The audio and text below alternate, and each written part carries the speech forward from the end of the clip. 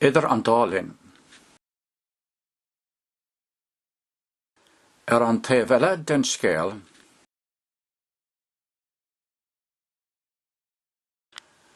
ba dheas an radharc é. Fiara.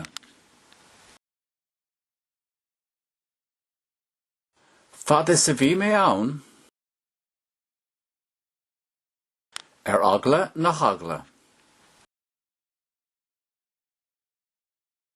Ó am go ham,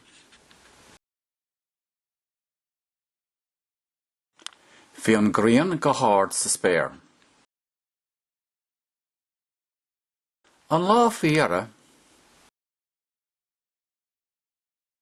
faoi mar a tharlaíos go minic maidin.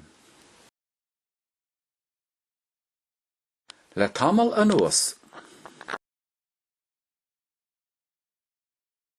an lá dargion, inis is a rís. Ón lá seo amach. Sarabhadin.